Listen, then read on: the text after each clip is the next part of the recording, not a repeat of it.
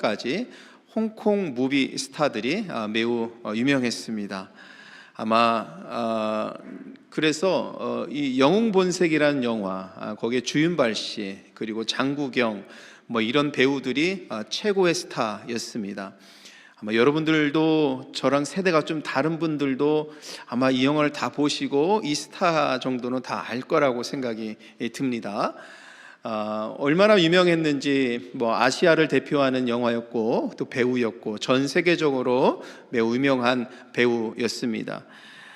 그런데 이 주윤발 씨가 최근에 들어서 부각이 되고 알려지는 것 중에 하나가 약 2천억 원 이상이 되는 자신의 재산을 거의 다 기부하면서 그러면서 사회에 좋은 일을 위해서 많이 헌신하고 있다라는 내용이 보도가 되었습니다.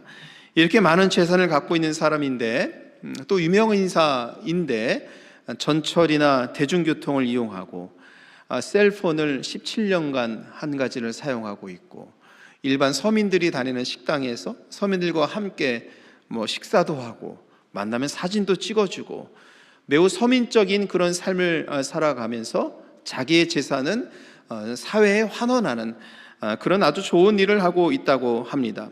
그러면서 주윤발 씨가 이런 말을 했다고 해요.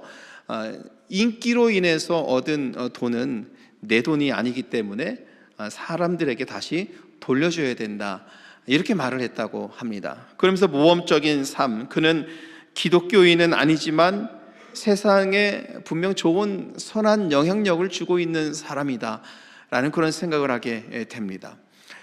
여러분, 이렇게 좋은 일을 하고 있는 사람이 있는 반면에 오늘 성경에서 만나는 또 부자 한 사람을 만나지요. 부자 청년입니다.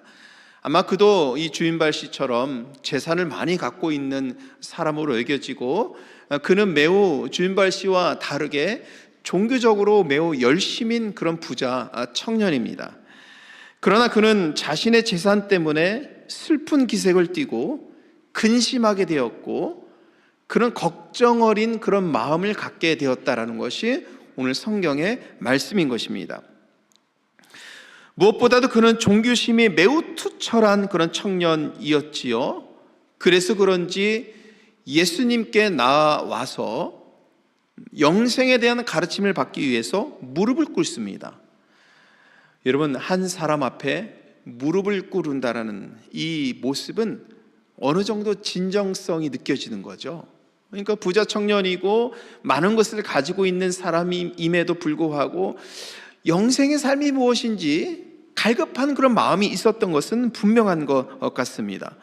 그래서 예수님이 그에게 한 가지 부족한 점을 가르쳐 주시는 내용이고요. 그 내용이 가진 것을 다 팔아서 가난한 사람들에게 주라, 이 말씀입니다. 그런데 이 말씀을 들은 부자 청년은 아주 슬픈 기색을 띠고 근심하면서 돌아갔더라, 이 말씀입니다. 지금으로 말하면 자기의 재산을 기부하라는 것이죠. 영생에 대한 가르침을 받기 위해서 예수님께 무릎을 꿇었는데 예수님께서는 교회를 열심히 다녀야 되고 헌금 생활 열심히 해야 되고 그리고 교회 생활 열심히 해야 되고 형제와 자매를 사랑해야 되고 교회에서 봉사 열심히 해야 되고 이런 내용을 주님께서 말씀해 주시지 않고 가지고 있는 재산을 기부해서 사회 환원하고 많은 사람들에게 이 은혜가 돌려질 수 있도록 재산을 기부해라, 이렇게 말씀하고 있는 것이지요. 더 나아가 예수님의 제자들에게 23절에 이렇게 말씀합니다. 재물이 있는 자는 하나님의 나라에 들어가기가 어렵다. 급기야 25절 말씀에 가면 낙타가 바늘구멍에 들어가는 것이 부자가 하나님의 나라에 들어가는 것보다 쉽다, 이렇게 말씀하십니다. 여러분, 큰 낙타가 바늘구멍에 들어갈 수 있겠습니까? 불가능하잖아요. 그러면 부자가 하나님 나라에 들어가기가 이렇게 어렵다고 주님께서 말씀하시는 건가? 근데 여러분, 부자의 기준은 또 어떻게 됩니까? 여러분들 부자가 어느 정도 된다고 생각하세요? 아마 저 정도 되면, 그죠? 부자 정도 되지 않을까요? 네? 어느 정도가 돼야 여러분 부자의 기준이 뭔가요? 참 어렵죠. 이 말씀은 때로는 들을 때 불편하기도 하고, 아니 하나님 나라에 들어가는 것이 이렇게 어려운 일인가?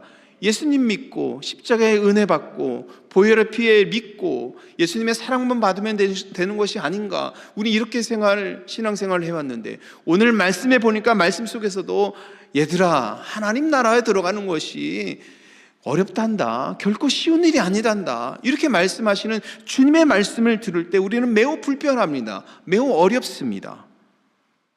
그래서 고 이병철 회장은 죽기 전에 24개의 질문을 했습니다. 24개 질문, 매우 두꺼운 책으로 고 이병철 회장이 질문한 신앙적인 이 질문을 신학자들이, 목회자들이, 철학자들이 대답한 책이 있습니다. 아주 유익하고 재미있는 책입니다. 그 중에 하나가 고 이병철 회장은 부자가 천국에 가는 것을 낙타가 바늘구멍에 들어가는 것에 비유했는데, 예수님께서 그러면 부자는 악하단 말입니까? 부자는 왜 하나님 나라에 못 들어갑니까? 왜 불가능하다고 예수님께서 말씀하셨습니까? 이렇게 이병철 회장이 죽기 전에 질문을 했습니다. 아마도 이 고 이병철 회장이 질문은 오늘 우리들의 마음을 대변해 주고 있는 것 같죠. 하나님 나라 들어가기가 그렇게 어려운 일인가요? 그런데 오늘 말씀을 묵상하면 주님께서 부자들을 책망하거나 정말로 부자들은 하나님에 들어갈 수 없다고 말씀하시는 건가? 우린 진지하게 이 말씀을 다시 읽어봐야 하는데, 결론부터 말씀을 드리면 그것보다는 오늘 주님께서 말씀하시는 것은 물질에 종속되지 않는 삶, 물질에 노예되지 않는 삶, 더 직접적으로 말씀드리면 돈에 노예되지 않는 삶, 주님께서 이것을 말씀하시고 이렇게 신앙적으로 어떤 삶을 살아가야 되는지에 대해서 말씀하고 있는 것입니다. 부자 청년은 전 재산을 가난한 사람에게 주라는 예수님의 말씀에 큰 상처를 받고 돌아갔습니다. 이것은 무엇입니까? 재물에 종속되어 있다는 뜻입니다. 자기가 가진 것에 종속되어 있다는 뜻입니다. 자기가 가지고 있는 것이 하나님의 자리보다 더 높은 곳에 차지하고 있다는 것입니다. 자기가 가지고 있는 것을 하나님보다 더 귀하게 여기고 있다는 의미인 것이죠. 오늘 여기서는 돈이라는 것을, 재산이라는 것을 가지고 이것을 신앙적으로 설명해주고 있는 것입니다. 그래서 오늘 주님께서 말씀하셨을 때 근심하면서 걱정하면서 상처를 받고 돌아간 이 부자 청년은 돈에 죽고 돈에 사는 사람과 같은 의미를 갖고 있어요. 이 말씀 잘 읽어보면 이런 사람이 영생에 관심을 갖고 있습니다. 무엇인가를 해야 되잖아요. 그래서 17절에 예수님께 질문하기를, 예수님, 나의 상황은 이렇습니다. 그런데 영생을 얻으려면 어떻게 해야 됩니까? 이렇게 질문하는 겁니다. 이것도 참 좋은 믿음의 자세이기도 하죠. 여러분, 아예 영생에 대해서 관심이 없는 사람도 아니고 신앙에 대해서 아예 관심이 없는 사람도 아니고, 그러나 영생에 대한 관심이 분명히 있는 사람인 것이죠. 그런데 오늘 여기서 무엇을 하여야 영생을 얻을 수 있겠습니까? 라는 이 질문에서 얻는다라는 이 단어를 보면 이 얻는다라는 이 단어에서는 뭔가 유산을 상속받듯이 대물림을 받는다는 그런 뜻이 담겨져 있습니다. 그러니까 마치 유대인들이 하나님의 백성이라는 선민의식을 갖고 있는 것처럼 영생을 그렇게 이해하고 있는 거죠. 물려받을 수 있다라는 거. 아마도 이런 이 청년과 같은 영생을 얻을 수 있다라고 생각하는 것은 모태신앙을 지니고 있는 분들에게 많이 갖고 있는 신앙이기도 하죠. 대대로 물려온 믿음의 가정에서 태어나신 분들, 그 믿음의 전통과 가정의 문화와 신앙의 모습은 존경받아 마땅하지만, 여러분, 그러나 영생의 문제는 하나님과 그 자신과의 문제인 거죠. 대물림이 되는 것이 아닙니다. 그리고 그냥 자동적으로 물려지는 것이 아니지요. 그 마음속에 십자가의 은혜를 어떻게 받아들이고 고백하는가에 대한 문제가 신앙적인 아주 중요한 문제라는 것입니다. 오늘 이 부자 청년은 영생을 얻을 수 있다라는 것, 어떻게 해야 이 영생을 내가 대물림 받으면서 물려받을 수 있는지에 대해서 질문하고 있는 것입니다. 그래서 예수님은 이와 같이 질문한 그 청년에게 19절에서 율법에 나와 있는 말씀을 말씀하고 있어요. 이렇게 말씀하죠. 우리 말씀 같이 읽어보죠. 내가 계명을 안 하니 살인하지 말라, 간음하지 말라, 도둑질하지 말라, 거짓 증언하지 말라, 속여 빼앗지 말라, 내 부모를 공경하라 하였느니라. 여러분 똑같죠? 오늘 우리들에게 이 주님께서 말씀하신 이 말씀을 들을 때에 영생 얻고 신앙생활 잘해서 영생의 삶을 살아가는 것이 무엇인지를 물을 때 주님께서는 다 대답하시기를 오늘 19절로 대답하신 거죠.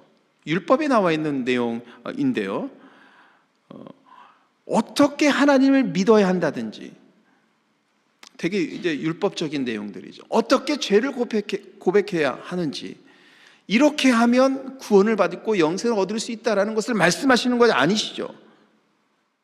이 말씀을 읽는 그리스도인들에게는, 우리들에게는 익숙하지 않습니다. 대신 예수님은 십계명 중 이웃과 관련된 내용을 언급하고 계시고, 예수님의 말씀이 끝나기 무섭게 부자 청년은 대답하기를 그 다음 절에 나와 있죠. 예수님, 저는 어렸을 때부터 예수님 말씀하신 것 잘 지켰던 사람입니다. 잘 지켜왔던 사람입니다. 그러면 영생을 얻기 위해서 더 필요한 것이 무엇입니까? 가만히 보면 그는 윤리적으로 도덕적으로도 아주 뛰어난 사람으로 보여지고요, 그리고 하나님을 아는 지식이며 율법을 지키는 데 있어서도 매우 신실한 종교적인 사람인 것 같습니다. 당시 그는 부족함이 없는 완벽한 그런 종교적인 사람인 것 같아요. 오늘 말씀을 보니까 열심을 다했잖아요. 율법에 나와 있는 내용들을 지키기 위해서, 그것도 어렸을 때부터 가정에서 내려오는 그 가문 안에서 신앙으로 살아오려고 노력했던 사람입니다. 그런데 여러분, 예수님께서는 이 부자 청년의 마음속에 무엇을 보신 것일까요? 여러분이 같이 주중에 이 말씀을 읽었을 텐데, 주님께서는 이 부자 청년의 마음에 어떤 것을 보신 것일까요? 저는 부자 청년에서 종교심은 매우 좋지만 한편으로는 그것 때문에 매우 경직된 삶을 봅니다.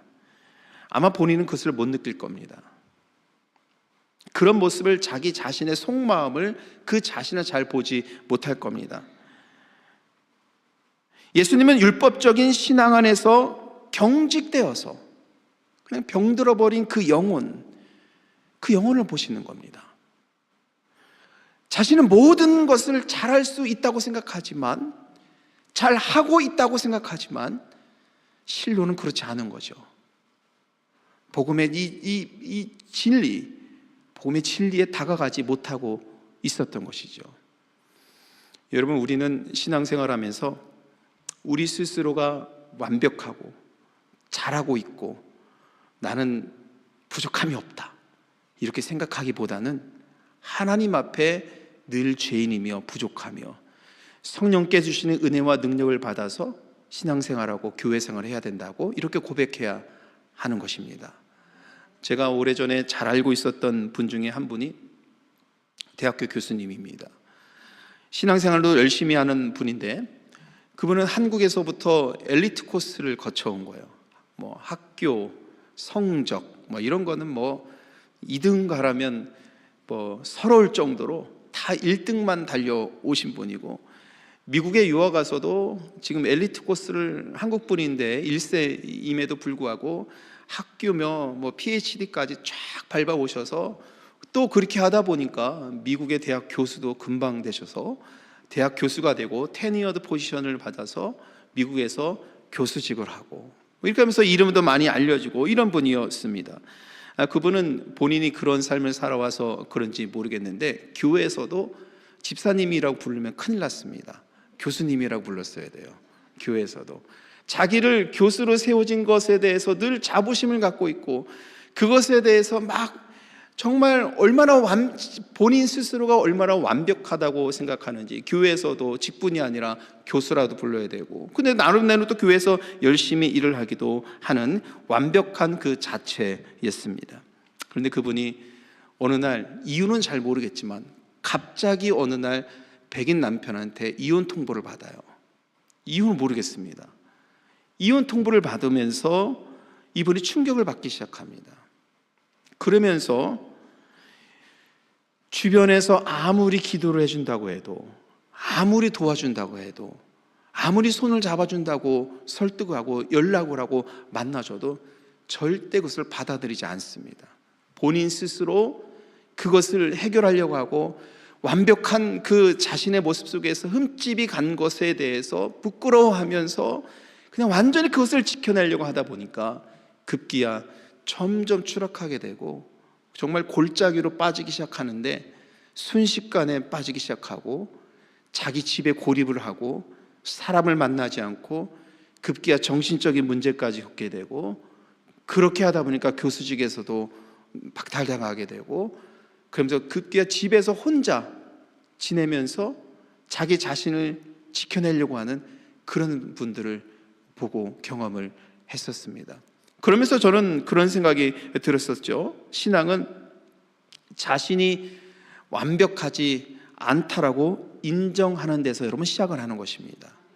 그리고 하나님 앞에서 나는 죄인이고 부족하고 성령께서 능력을 주셔야 하나님께 주신 일도 감당할 수 있다라고 주님을 의지할 수밖에 없는 신앙인이라는 것을 인정하는 데서 신앙은 시작하는 겁니다.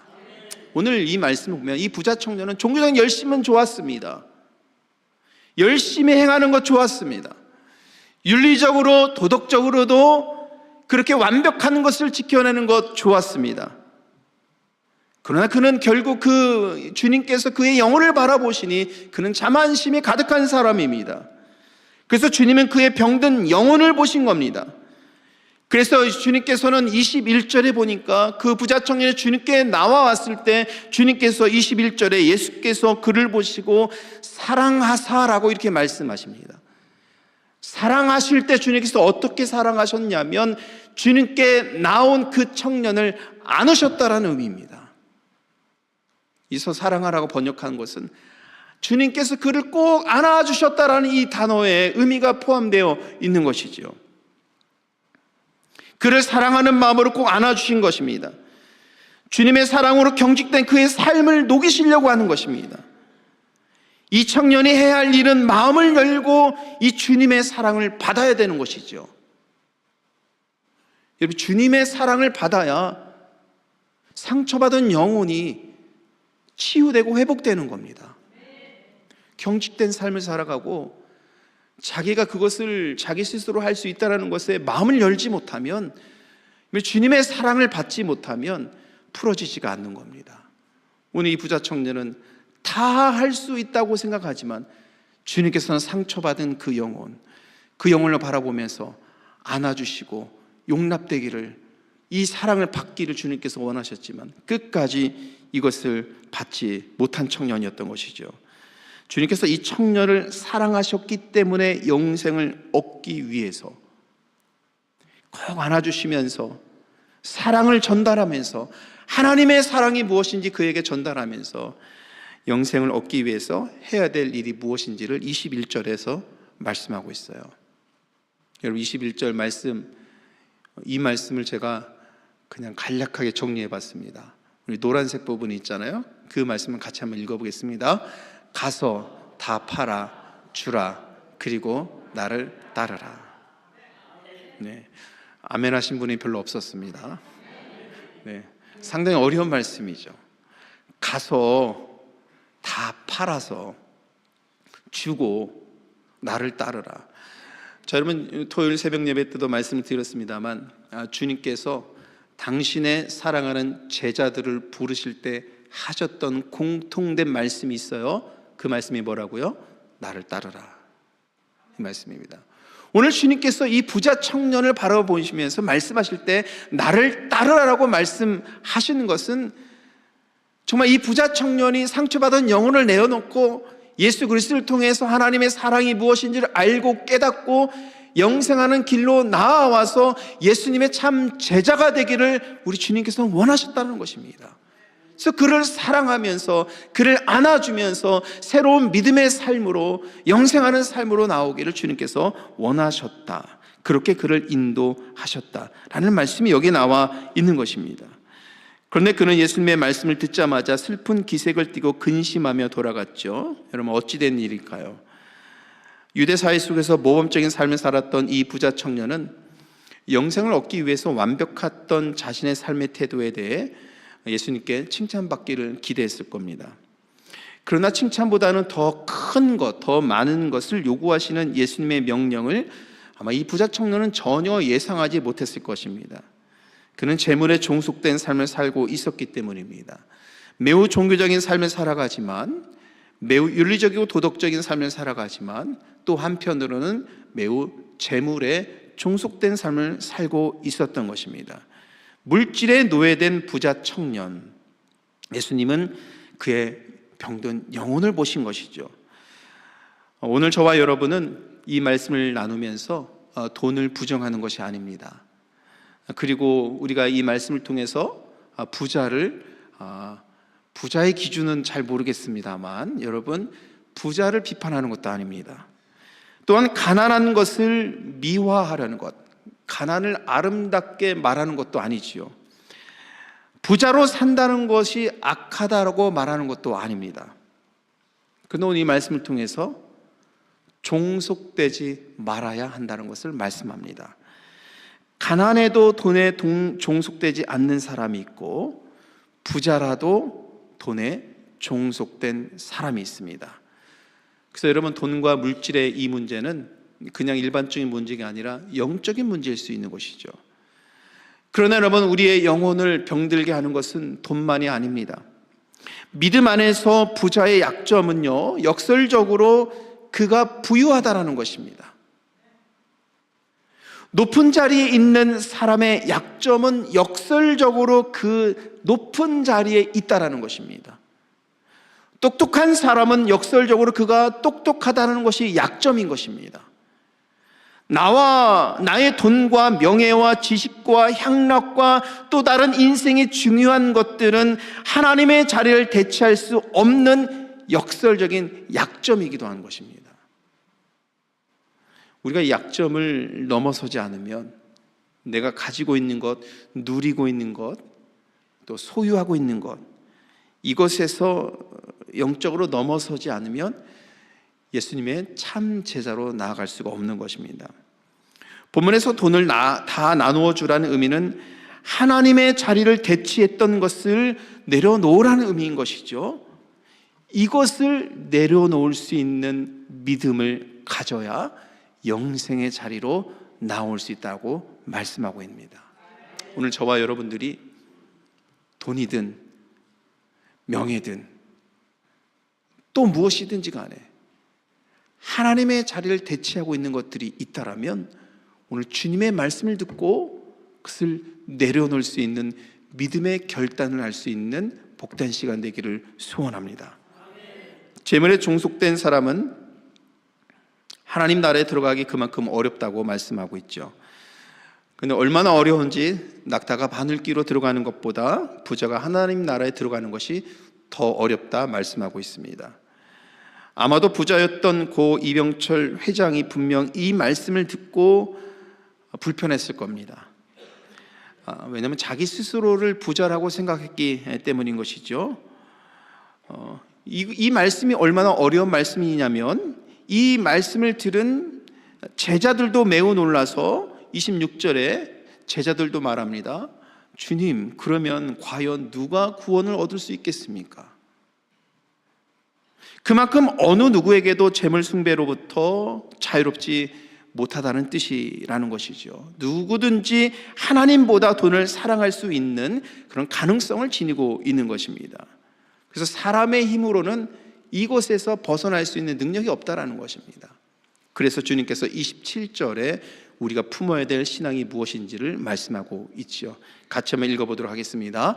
예수께서 그들을 보시며 이르시되 사람으로는 할 수 없이되 하나님으로는 그렇지 아니하니 하나님으로서는 다 하실 수 있느니라. 여러분, 오늘 주님께서 말씀하실 때 바늘 구멍을 크게 늘려서 부자가 들어갈 수 있게 마술을 부리신다, 이런 뜻이 아닙니다. 오늘 설교 제목이 뭡니까? 오늘 설교 제목이 바늘 귀를 통과하는 부자라고 이렇게 설교 제목을 들었습니다.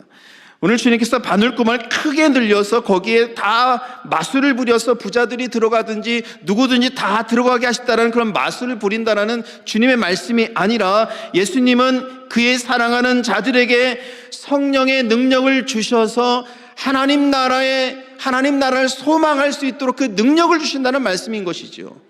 이 능력을 받은 사람들이 하나님 나라 자리에 올려놓았던 돈이든 물질이든 명예든 세상적인 어떤 가치든이든지 간에 그것을 내려놓을 수 있는 믿음의 능력을 성령 하나님께로부터 받는다는 의미인 것입니다. 그래야 여러분, 영생할 수 있는 믿음의 삶으로 나아갈 수 있는 것입니다.